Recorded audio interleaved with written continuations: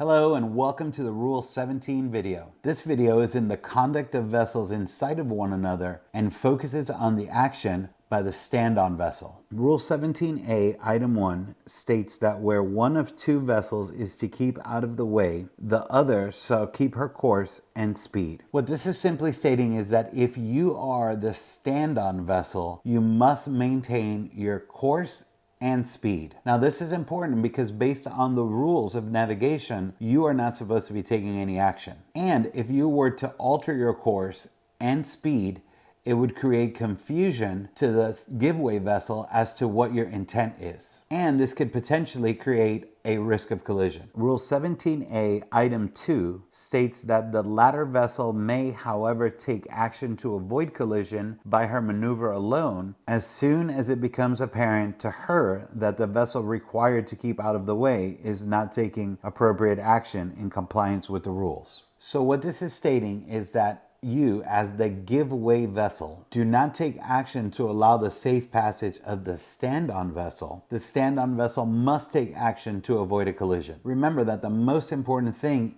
is to avoid a collision. So remember, just like we've covered in the previous rules, by you not taking action to allow the safe passage of the stand-on vessel, this would create doubt to the stand-on vessel as to your intent. And if there's any doubt that a risk of collision exists, it should be treated as if the risk of collision does exist. Rule 17B states that when from any cause the vessel required to keep her course and speed finds herself so close that a collision cannot be avoided by the action of the giveaway vessel alone, she shall take such action as will best aid to avoid collision. So what this is saying is that if the action taken by the giveaway vessel is not sufficient enough to avoid a collision, and after their action is completed, the risk of collision still exists because the two vessels are too close, the stand-on vessel shall take their best aid attempt to avoid a collision. Rule 17C states that a power-driven vessel which takes action in a crossing situation in accordance with subparagraph A, Item 2 of this rule to avoid collision with another power-driven vessel shall, if the circumstances of the case admit, not alter course to port for a vessel on her own port side. So what this is stating is that if you are the stand-on vessel and you need to alter your course to avoid a collision, you cannot alter your course to port. If you were to alter your course to port and the giveaway vessel alters their course to starboard as per the rule, you will wind up in a head-on situation.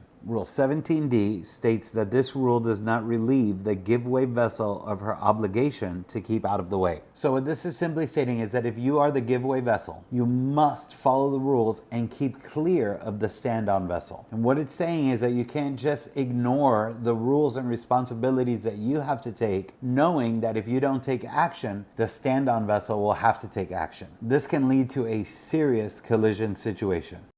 All right, congratulations on completing the Rule 17 video. You're making excellent progress. And I'm sure that by now you're starting to get much more clarity on the rules. So keep on studying, organize your notes, and I'll be waiting for you in the next video.